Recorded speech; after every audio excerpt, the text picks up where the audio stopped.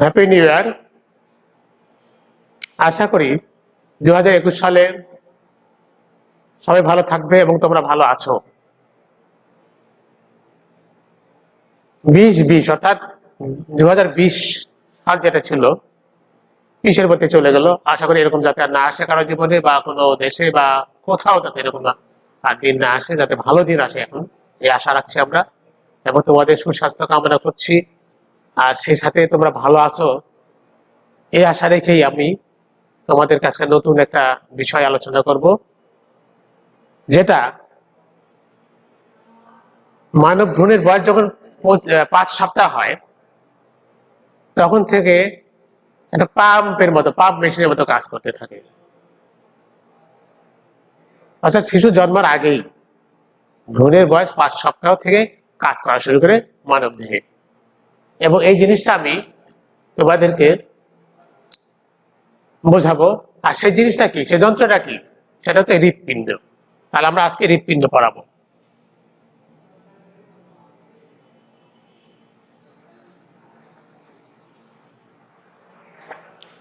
হৃৎপিণ্ড হচ্ছে একটা পাম্পিং অঙ্গ, যা ক্রমিক সংকোচন ও প্রসারণের ফলে সারা দেহে রক্ত প্রবাহ অক্ষুণ্ণ রাখে। অর্থাৎ heart is the central pumping organ of cardiac cycle. এই কথাটা জানতে পারলে হয়ে গেল। তাহলে আমাদেরকে এখন হার্টের ছবিটা জানতে হবে, হার্টটা কেমন, লম্বচ্ছেদটা করলে কেমন দেখা যায়। তাহলে এটা জানতে পারলে আমরা হার্ট পড়াতে বা হার্ট পড়তে সুবিধা বোধ করব। এখন আমি হার্টের একটা লম্বচ্ছেদ অঙ্কন করছি।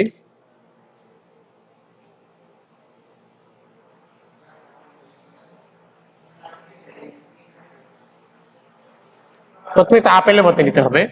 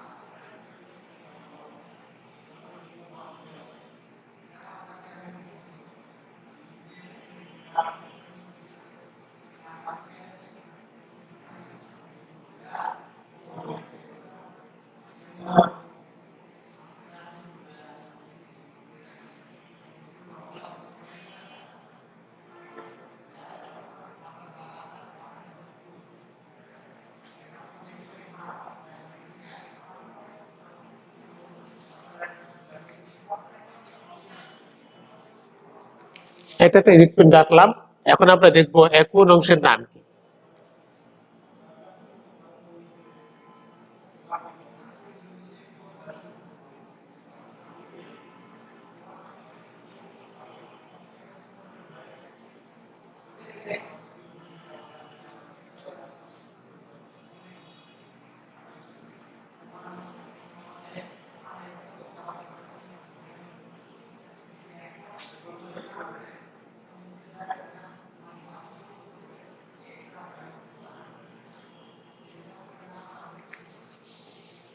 এখন এর কোন অংশের নামটা আমরা দেখাচ্ছি।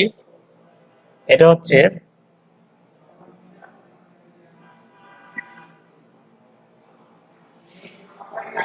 বাম অলিন্দ।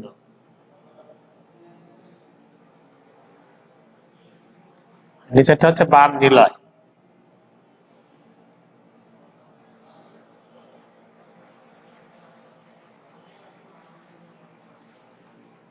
এটা হচ্ছে পালমোনারি শিরা।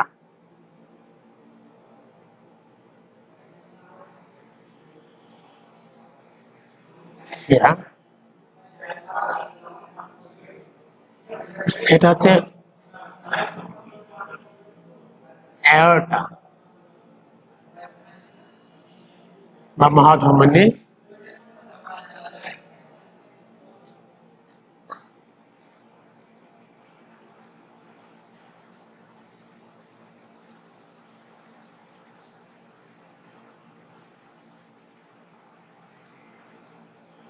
পালমোনারি ধমনী,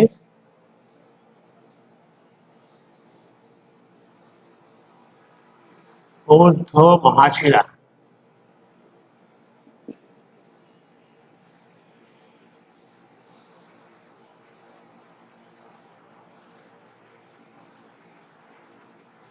নিম্ন মহাশিরা।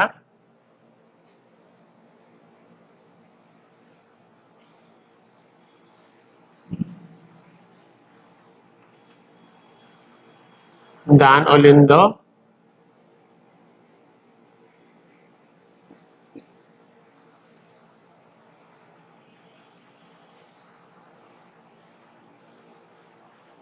ডান নিলয়।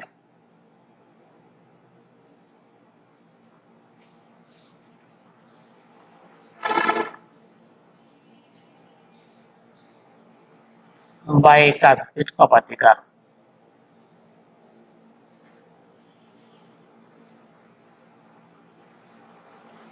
ঢাল।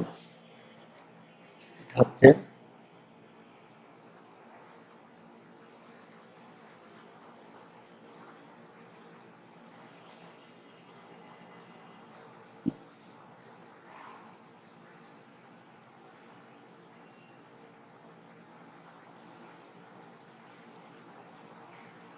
ঢাল। এটা হচ্ছে করি টেন্ডিনি। এখন হবে করি টেন্ডিনি হবে এটা।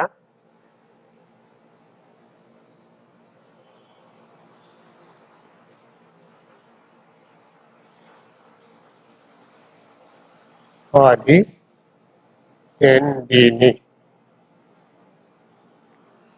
আর এই দুটো হবে সেমিনোনার ভার্ব। অর্থাৎ আমরা লিখবো এখন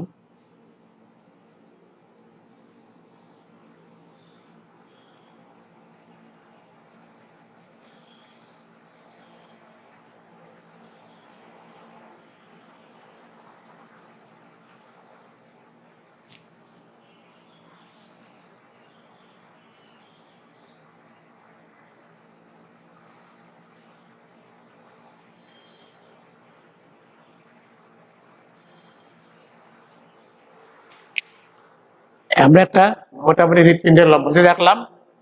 এটুকু আঁকতে পারলে তোমরা প্রবাবিলিটি নাম্বারটা পাবে। একে লেবেলিং করতে হবে। এখন আমরা দেখবো যে হৃৎপিণ্ডের গঠনটা কেমন হতে পারে। প্রথমে দেখলাম যে হৃৎপিণ্ডের সংজ্ঞা আমরা আগে দিয়েছিলাম যে heart is the central pumping organ of cardiac cycle. অর্থাৎ রক্ত সংবহনের একমাত্র পাম্পিং অঙ্গ হচ্ছে হৃৎপিণ্ড। আর এই অবস্থানটা কোথায়? অবস্থানটা হচ্ছে বক্ষ গহ্বরের মাঝে থেকে একটু বাম দিকে, দুই ফুসফুসের মাঝখানে, এবং 5 নম্বর থেকে 8 নম্বর থরাসিক কোষাগার বরাবর অবস্থান করে। আর এর আকার আকৃতি হচ্ছে কেমন, এটা ত্রিকোণ আকার, অর্থাৎ নিচের দিকে একটু সরু, উপরের দিকে প্রশস্ত। সরু প্রান্তটা উপর দিকে থাকবে, সাধারণত উল্টা ভাবে থাকা একে বলা হচ্ছে। আর এর উপরে একটা পাতলা আবরণ থাকে, তার দ্বিস্তরী আবরণ। আবরণটার নাম হচ্ছে পেরিকার্ডিয়াম। আর পেরিকার্ডিয়ামের ভিতর অংশ হচ্ছে কি ভিসারাল অংশ, আর বাইরের অংশ হচ্ছে প্যারাইটাল অংশ। এই আবরণটা থাকার কাজ হচ্ছে কি, হৃৎপিণ্ড এই আবরণটার জন্য ইচ্ছা মতো বা অস্বাভাবিক বড় হতে পারে না। আর আবরণটার মধ্যে একজন তরল থাকে, তাকে পেরিকার্ডিয়াল জুস বলা হয়। এই তরলের কারণে হৃৎপিণ্ড চাপ ঘর্ষণ থেকে রক্ষা পায়। এর সাথে আমরা একটা দেখবো হৃৎপিণ্ড যে কত বড়, এটা কত বড় জানতে হবে আমাদের। এটা হচ্ছে কি 12 সেন্টিমিটার দৈর্ঘ্য বিশিষ্ট আর 9 সেন্টিমিটার প্রস্থ বিশিষ্ট। ওজনটা হচ্ছে 250 থেকে 300 গ্রাম। এখন তুমি স্তর কয়টা, মানে প্রাচীর কয়টা? হৃৎপিণ্ডের প্রাচীর কিন্তু 3টা।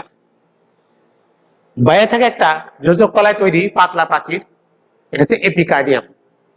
আর মাঝে যেটা থাকে সেটা হচ্ছে স্পেশালি হৃৎপেশি দ্বারা তৈরি, একে বলা হয় মায়োকার্ডিয়াম। এই প্রাচীরটাই হৃৎপিণ্ডের সংকোচন প্রসারণ যত কার্যক্রম নিয়ন্ত্রণ করে। আর সব ভিতরে একটা অংশ আছে, তাকে বলা হয় এন্ডোকার্ডিয়াম, এটাও যোজক কলায় তৈরি। তাহলে 3টে প্রাচীর দিয়ে হৃৎপিণ্ড তৈরি হয়ে গেল। এই হৃৎপিণ্ড এখন কয়টা চেম্বার থাকতে পারে? এর 4টি চেম্বার, উপরে 2টা অলিন্দ, ডান অলিন্দ বাম অলিন্দ, আর নিচে 2টা নিলয়, ডান নিলয় বাম নিলয়। আর আন্ত অলিন্দ নিলয় পর্দা দ্বারা উভয় অলিন্দ নিলয় পৃথক থাকে।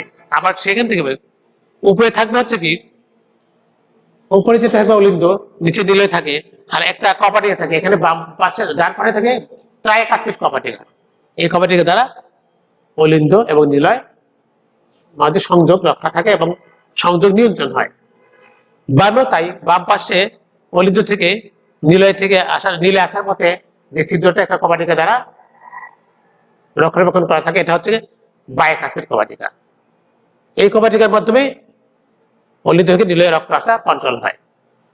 এরপরে ডান নিলয়ে উপরের দিকে মুখে একটা রক্তনালিকা থাকে, একে বলে পালমোনারি ধমনী। এই ধমনীর মাধ্যমে 2 ফুসফুসে রক্ত যায়। আর বাম নিলয় থেকে একটা নালী থাকে, তাকে বলে অ্যাওর্টা, এটা হচ্ছে কি মহাধমনী। এই মহাধমনীর মধ্যে সারা দেহে রক্ত সরবরাহ হয়। আর রক্ততালি প্রবেশ করবে কিভাবে? ডান নিলয়ে রয়েছে একটা ঊর্ধ্ব মহাশিরা, একটা নিম্ন মহাশিরা। আর বাম নিলয়ে রয়েছে কি আছে? বাম নিলয়ে বলবো না, ডান অলিন্দে রয়েছে ঊর্ধ্ব মহাশিরা, নিম্ন মহাশিরা। আর বাম অলিন্দে রয়েছে একটা পালমোনারি শিরা, যেটা 4টা ভাগে ভাগ করা। এই 4টা পালমোনারি শিরা দিয়ে O2 যুক্ত অর্থাৎ অক্সিজেন যুক্ত রক্ত বাম অলিন্দে প্রবেশ করে। আর ডান অলিন্দে প্রবেশ করে ঊর্ধ্ব মহাশিরা দিয়ে এবং নিম্ন মহাশিরা দিয়ে কার্বন যুক্ত রক্ত। এখন দেখবো কি হৃৎপিণ্ডের যে প্রাচীর গুলো, অলিন্দের প্রাচীর পাতলা, নীলের প্রাচীর পুরু তার সাথে অনেক। ডান নীলের প্রাচীর যেহেতু পুরু, তার সাথে বাম নীলের প্রাচীর 3 গুণ বেশি পুরু।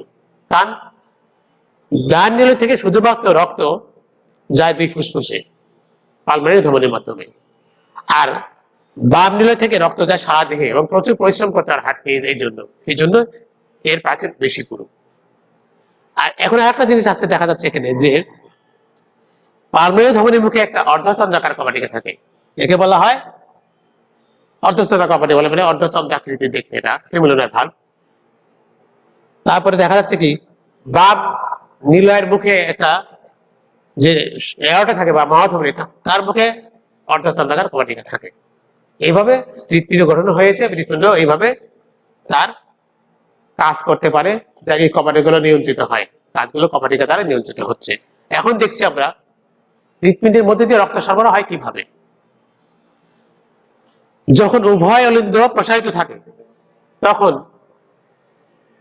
ঊর্ধ্ব মহাশিরা দিয়ে দেহের উপরের অংশ থেকে এবং নিম্ন মহাশিরা দেহের নিচের অংশ থেকে কার্বন ডাইঅক্সাইড যুক্ত রক্ত ডান অলিন্দে প্রবেশ করে। একই সময়ে পালমোনারি শিরার মাধ্যমে ফুসফুস থেকে 2 ফুসফুস থেকে অক্সিজেন যুক্ত রক্ত বাম অলিন্দে প্রবেশ করে। যখন উভয় অলিন্দ রক্ত দ্বারা পূর্ণ হয়ে যায় তখন দুই অলিন্দ সংকোচন ঘটে, এবং এই সংকোচন ঘটার সময় বাম অলিন্দ নিলয়ের মধ্যেকার বাইকাথলিক ভালভ খুলে যায় এবং অক্সিজেন রক্ত চলে আসে বাম নিলয়ে, আর ডান অলিন্দ নিলয়ের মধ্যেকার ট্রাইকাথলিক ভালভ খুলে যায়। এই সময় কার্বন ডাইঅক্সাইড রক্ত আসে ডান নিলয়ে। এরপর উভয় নিলয় রক্ত দ্বারা পূর্ণ হয়ে যায়, এবং সে রক্ত হচ্ছে কি, এক নিলয়ে বাম নিলয়ে হচ্ছে অক্সিজেন যুক্ত রক্ত, আর ডান নিলয়ে হচ্ছে কার্বন ডাইঅক্সাইড যুক্ত রক্ত। বাস এর দুটো ভরে গেল। এবার হয় কি, দুটো নিলয় সংকোচন হয়, সংকুচিত হতে থাকে। তখন হয় কি, এই ট্রাইকাসপিড আর বাইকাসপিড ভালভ বন্ধ হয়ে যায়, খুলে যায় সেমিলুনার ভালভ। এখন পালমোনারি ধমনির মুখে যে সেমিলুনার ভালভ আছে, এটা খুলে গিয়ে ডান অলিন্দ নিলয় থেকে কার্বন ডাইঅক্সাইড যুক্ত রক্ত দুই ফুসফুসে যায় পালমোনারি ধমনির মাধ্যমে। একই সাথে বাম নিলয় থেকে অক্সিজেনযুক্ত রক্ত অ্যাওর্টার মাধ্যমে চলে যায় সারা দেহে সরবরাহ হয়, এবং যে অক্সিজেন সরবরাহ করে। এরপরে আবার অক্সিজেন সরবরাহ করার পরে সেখান থেকে আবার সারা দেহ থেকে কার্বন ডাইঅক্সাইড নিয়ে আবার শিরার মাধ্যমে হৃৎপিণ্ডে ফিরে আসে। এইভাবে আজীবন এই পাম্পিং অঙ্গটা কাজ করে থাকে। তাহলে আমরা এইটুকু যদি আলোচনা করি বা এইটুকু লক্ষ্য করি, বুঝতে পারবো যে হৃৎপিণ্ডটা কিভাবে কাজ করছে, হৃৎপিণ্ড কিভাবে গঠন হয়েছে। এটা আমরা যদি জানতে পারি তাহলে আমরা হার্ট সম্পর্কে জানতে পারবো বা হার্টের গুরুত্বটা বুঝতে পারবো। আর এই জন্য হার্টকেও কিন্তু আবার সচল রাখতে হবে, তার জন্য হার্টেরও খাদ্য দরকার। তাই হার্টে যে রক্ত সরবরাহ করে তাকে কি বলা হয়, এই যে অ্যাওর্টা থেকে বিশুদ্ধ রক্ত অর্থাৎ অক্সিজেন রক্ত হার্টের মাসুলে চলে আসে। এটা হার্টের মাসুলে আসলে তখন সে অক্সিজেন পায়, তাছাড়া পাবে না। তাহলে হার্টের রক্ত সাপ্লাই করার যে রক্তনালিকা রয়েছে, যে ধমনী রয়েছে, সেটা হবে কি, যদি কোনো কারণে ব্লক হয়ে যায়, কোনো চর্বি জমে যায়, তাহলে কিন্তু হার্টের মাসুলে রক্ত সরবরাহ হবে না এবং হার্টটা দুর্বল হয়ে যাবে, সেটা হার্ট অ্যাটাক হয়ে যেতে পারে। তাই হার্টকে বাঁচানোর জন্য বিশুদ্ধ অক্সিজেন দরকার, পরিমিত খাওয়া দরকার এবং পরিমিত ব্যায়াম করা দরকার। তাহলে হবে কি, আমরা আমাদের হার্টকে রক্ষা করতে পারবো। এইভাবে আজকে এইটুকুই, তোমরা এইগুলো ভালো করে চর্চা করবে এবং আগামীতে আমরা আরো হার্ট সম্পর্কে অন্য কিছু করাবো। আর এই বলে, এবং তোমাদেরকে সুস্থ থাকার জন্য যাতে সুস্থ থাকো, যাতে পরিষ্কার হাত রাখো, এটা আশা রেখে আমি আজকের ক্লাস শেষ করলাম।